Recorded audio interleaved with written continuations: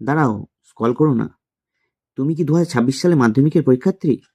তুমি কি ইতিহাসের সিলেবাস দেখলেই ভয় পাচ্ছ, গায়ে জ্বর চলে আসছে? বিশেষ করে এই বিশাল বড় 8 নম্বরের প্রশ্নগুলো নিয়ে রাতের ঘুম উড়ে গেছে? তো 1 মিনিট দাঁড়াও। যদি তোমার উত্তর হ্যাঁ হয়, তবে আজকের এই ভিডিওটা তোমার জন্য। আমি কোনো বাড়ির কথা বলছি না। আজকের এই ভিডিওতে আমি তোমাদের জন্য নিয়ে এসেছি ইতিহাসের সেই ব্রহ্মাস্ত্র সাজেশন, যা ফলো করলে মাধ্যমিক 2026-এ ইতিহাসের এই 8 নম্বরের প্রশ্ন কমন পাওয়া থেকে তোমাকে আর ভাবতে হবে না। আমি তোমাদের গ্যারান্টি দিচ্ছি, যদি ভিডিওটা স্কিপ করো, তবে পরীক্ষার হলে গিয়ে তোমাকে পস্তাতে হবে। তাই বেশি সময় নেব না, মাত্র 5টা মিনিট। একটু থেমে যাও আর ভিডিওটা একবার হলো দেখে যাও। যদি তোমার মনে হয় যে না, এই প্রশ্নগুলো থেকে তুমি কমন পাবে না, তো অবশ্যই তুমি কমেন্টে বলতে পারো যে হ্যাঁ, এই প্রশ্নগুলো তোমার আসতে পারে। অবশ্যই তুমি কমেন্ট করে যেও। আর যদি তোমার মনে হয় ভালো লাগে, তো অবশ্যই ভিডিওটাকে একটা লাইক করো, চ্যানেলটাকে সাবস্ক্রাইব করে ভিডিওটা বন্ধুদের সঙ্গে শেয়ার করতে ভুলো না। চলো 1 নম্বর অধ্যায় দেখে নাও। দেখো, 1 নম্বর প্রশ্ন হলো, আধুনিক ইতিহাসের অবদান হিসেবে বিপিনচন্দ্র পালের আত্মজীবনী, 70 বছর অথবা রবীন্দ্রনাথ ঠাকুরের জীবন স্মৃতি গুরুত্ব আলোচনা করো। 2 নম্বর প্রশ্ন হলো, আধুনিক ভারতের ইতিহাস চর্চায় সোমপ্রকাশ পত্রিকার গুরুত্ব অবদান আলোচনা করো। 3 নম্বর প্রশ্ন হলো, ইতিহাসের উপাদান হিসেবে বঙ্গদর্শন পত্রিকার গুরুত্ব নির্ণয় করো। 4 নম্বর প্রশ্ন হলো, নতুন সামাজিক ইতিহাস চর্চার বৈশিষ্ট্য ও গুরুত্ব আলোচনা করো। এটা ছিল তোমাদের প্রথম অধ্যায়ের সাজেশন প্রশ্ন, 8 নম্বরের। দ্বিতীয় অধ্যায়ের সাজেশন প্রশ্নগুলো একবার দেখে নাও। 1 নম্বর প্রশ্ন হলো, 19 শতকে বাংলার সমাজ ও শিক্ষা সংস্কার আন্দোলনে ঈশ্বরচন্দ্র বিদ্যাসাগরের অবদান আলোচনা করো। 2 নম্বর প্রশ্ন হলো, 19 শতকের বাংলার নবজাগরণের চরিত্র বা প্রকৃতি এবং এর সীমাবদ্ধতাগুলি বিশ্লেষণ করো। 3 নম্বর প্রশ্ন হলো, শিক্ষা বিস্তারের প্রাচ্য ও পাশ্চাত্যবাদী দ্বন্দ্ব কি? উচ্চশিক্ষার বিকাশে কলকাতা বিশ্ববিদ্যালয় অথবা কলকাতা মেডিকেল কলেজের ভূমিকা আলোচনা করো। 4 নম্বর প্রশ্ন হলো, ডিরোজিও ও নববঙ্গ ইয়ং বেঙ্গল আন্দোলনের বিবরণ দাও। এই আন্দোলন কেন ব্যর্থ হয়েছিল সেটা লিখে দেবে। 5 নম্বর প্রশ্ন হলো, নারী শিক্ষা প্রসারে ঈশ্বরচন্দ্র বিদ্যাসাগরের কি ভূমিকা ছিল? 3 নম্বর অধ্যায় থেকে দেখে নাও। 3 নম্বর অধ্যায়ের প্রথম প্রশ্ন হলো কি, নীল বিদ্রোহের কারণ ও ফলাফল আলোচনা করো। এই বিদ্রোহে শিক্ষিত মধ্যবিত্ত সমাজের ভূমিকা কি ছিল? 2 নম্বর প্রশ্ন হলো, সাঁওতাল বিদ্রোহে 1855 প্রধান কারণগুলি কি ছিল? এই বিদ্রোহের ফলাফল বা গুরুত্ব আলোচনা করো। 3 নম্বর প্রশ্ন হলো, কোল বিদ্রোহের কারণ ও গুরুত্ব আলোচনা করো। 4 নম্বর প্রশ্ন হলো, ব্রিটিশ শাসনে সংগঠিত ফরাজি আন্দোলন এবং ওহাবি আন্দোলনের তিতুমিরের ভূমিকা ও বারাসাত বিদ্রোহের সম্পর্কে লেখো। এটা ছিল তোমাদের 3 নম্বর অধ্যায়ের সাজেশন প্রশ্ন। 4 নম্বর অধ্যায়ের প্রশ্নগুলো একবার দেখে নাও। এই অধ্যায়ের প্রথম প্রশ্নটা ভালো করে দেখো। 1857 সালের মহাবিদ্রোহের চরিত্র ও প্রকৃতি বিশ্লেষণ করো। দেখো, 2 নম্বর প্রশ্ন হলো, লেখায় ও রেখায় ভারতের কিভাবে জাতীয়তাবাদের বিকাশ ঘটেছিল? উদাহরণ হিসেবে আনন্দমঠ, বর্তমান ভারত গোড়া উপন্যাসের ভূমিকা, এগুলো ভালো করে দেখে যাবে। 3 নম্বর প্রশ্ন হলো, 19 শতকের বাংলায় জাতীয়তাবাদের বিকাশে হিন্দু মেলার অবদান আলোচনা করো। 4 নম্বর প্রশ্ন হলো, 1857 মহাবিদ্রোহের পর মহারানীর ঘোষণাপত্র 1858 তাৎপর্য ও ফলাফল কি ছিল? এটা ছিল তোমাদের 4 নম্বর অধ্যায়ের সাজেশন প্রশ্ন। 5 নম্বর অধ্যায়টা একবার ভালো করে দেখে নাও, খুব ভাইটাল। দেখো, 1 নম্বর প্রশ্ন হলো, মানুষ প্রকৃতি ও শিক্ষার সমন্বয়ে রবীন্দ্রনাথ ঠাকুরের শিক্ষা চিন্তার শান্তিনিকেতন ও বিশ্বভারতীর ভাবনার পরিচয় দাও। 2 নম্বর প্রশ্ন কি বলছে দেখো, বাংলায় কারিগরি শিক্ষা বিকাশে বেঙ্গল টেকনিক্যাল ইনস্টিটিউট বিটিআই এর ভূমিকা আলোচনা করো।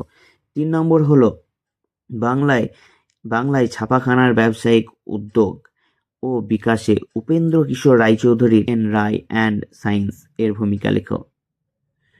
4 নম্বর প্রশ্ন হলো, বিজ্ঞান চর্চায় বসু বিজ্ঞান মন্দির জগদীশচন্দ্র বসু এর কলকাতা বিজ্ঞান কলেজের অবদান আলোচনা করো। আর একটা কথা বললেই নয়, তোমাদের এই কনফিউশন দূর করতে বিগত 10 বছরের পুরনো যে প্রশ্নের প্যাটার্ন, সেগুলো দেখে এই মেগা সাজেশনটা তৈরি করেছি। আমি তোমাদের কথা দিচ্ছি, ভিডিওটা শেষ অবধি দেখো। এখান থেকে তোমরা গ্যারেন্টি সহকারে বলতে পারি তোমরা প্রশ্ন কমন পাবেই। চলো 6 নম্বর অধ্যায়ের প্রশ্নগুলো একবার দেখে নাও।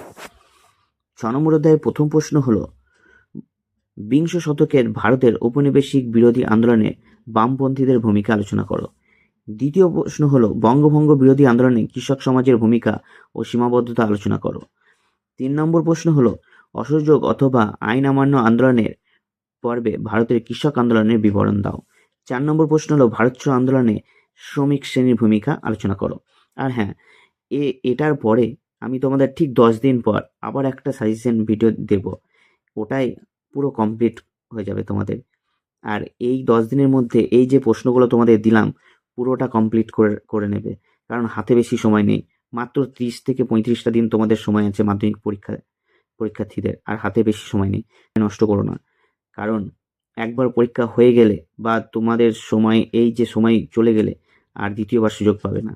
চলো 7 নম্বর অধ্যায়ের গুরুত্বপূর্ণ প্রশ্নগুলো হলো, 1 নম্বর হলো, সশস্ত্র বিপ্লবী আন্দোলনে নারীদের ভূমিকা বিশ্লেষণ করো। দীপালি সংঘ ও প্রীতিলতা ওয়েদেদারের ভূমিকা সহ ভালো করে দেখে নাও।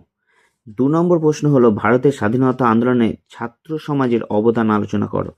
3 নম্বর প্রশ্ন হলো, দলিত অধিকার বিষয়ে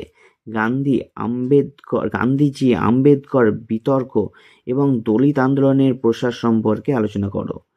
4 নম্বর প্রশ্ন হলো, অসহযোগ ও আইন অমান্য আন্দোলনে নারীদের অংশগ্রহণ ও গুরুত্ব আলোচনা করো।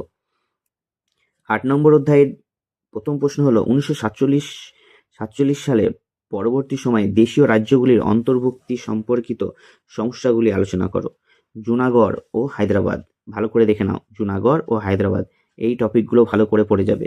2 নম্বর প্রশ্ন হলো, কাশ্মীর সমস্যা কি, কিভাবে কাশ্মীর ভারতের অন্তর্ভুক্ত হয়। 3 নম্বর প্রশ্ন হলো, দেশভাগজনিত সমস্যা ও পুনর্বাসনে ভারত সরকারের ভূমিকা আলোচনা করো। 4 নম্বর প্রশ্ন হলো, স্বাধীনতার পরে ভাষার ভিত্তিতে রাজ্য পুনর্গঠন কিভাবে করা হয়েছিল। এছাড়াও তোমাদের এক্সট্রা কিছু সাজেশন প্রশ্ন আমি বলে দিচ্ছি, জাস্ট চোখ বুলিয়ে নেবে, একবার দেখে নেবে। দেখো অতিরিক্ত গুরুত্বপূর্ণ 8 নম্বরের প্রশ্ন। 8 নম্বরে যেই সাজেশন তোমাদের দিলাম ওগুলো তো খুবই গুরুত্বপূর্ণ, তাছাড়াও একবার দেখে নাও। 1 নম্বর দেখো, বলছে স্বামী বিবেকানন্দের ধর্ম সংস্কার। 19 শতকের ধর্ম সংস্কার আন্দোলনে স্বামী বিবেকানন্দের নব বেদান্ত বা ধর্মীয় চিন্তাধারার অবদান আলোচনা করো। এটি বিদ্যাসাগর বা নবজাগরণ প্রশ্নের খুব শক্তিশালী বিকল্প একটা প্রশ্ন। দেখে নাও। দ্বিতীয় প্রশ্ন হলো, শ্রী রামকৃষ্ণের সর্বধর্ম সমন্বয়। 19 শতকে বাংলার ধর্ম সংস্কার আন্দোলনে শ্রী রামকৃষ্ণ পরমহংসদেবের সর্বধর্ম সমন্বয় এর আদর্শ আলোচনা করো। 3 নম্বর অধ্যায় থেকে দেখে নাও, এই প্রশ্নটা ভালো করে দেখো। মুন্ডা বিদ্রোহের উলগুলান কারণ ও ফলাফল আলোচনা করো। এই বিদ্রোহে বিরসা মুন্ডার ভূমিকা কি ছিল। এই প্রশ্নটা কেন তোমাদের বললাম, কারণটা দেখো, সাঁওতাল ও নীল বিদ্রোহ যদি না আসে, সাঁওতাল বিদ্রোহ নীল বিদ্রোহ এই প্রশ্নটা যদি না আসে, তবে এই প্রশ্নটা আসার সম্ভাবনা 99% আছে, তাই এটাকেও তোমাদের বলে রাখলাম। 4 নম্বর অধ্যায় থেকে যে সাইজের প্রশ্নটা একবার দেখে নাও। এটা হলো, ভারতের জাতীয়তাবাদের বিকাশে ভারত সভা বা সুরেন্দ্রনাথ বন্দ্যোপাধ্যায়ের ভূমিকা আলোচনা করো। এটি সাধারণত 4 নম্বরে প্রশ্নতে আসে, তবে অনেক সময় 8 নম্বরের প্রশ্নতেও দিয়ে দেয়, এখানে লিখেও দিয়েছি, তাই ভালো করে এটা দেখে নেবে। 7 নম্বরের অধ্যায় থেকে যে প্রশ্নটা তোমাদের বেশিরভাগ দিয়ে থাকে সেটা দেখে নাও। বলছে, সশস্ত্র বিপ্লবী আন্দোলন পুরুষ। বাংলার সশস্ত্র বিপ্লবী আন্দোলনে মাস্টারদাস সূর্য সেন এবং চট্টগ্রাম হস্তাকার লুণ্ঠন ভূমিকা আলোচনা করো। আগের তালিকায় নারীদের ভূমিকা ছিল, কিন্তু সূর্য সেনের অবদান 8 নম্বরের জন্য সমান গুরুত্বপূর্ণ। মানে 8 নম্বর প্রশ্নের জন্য মাস্টারদা সূর্য সেন এই যে প্রশ্নটা, এটাও তোমাদের জন্য গুরুত্বপূর্ণ। 6 নম্বর প্রশ্নটা একবার দেখে নাও।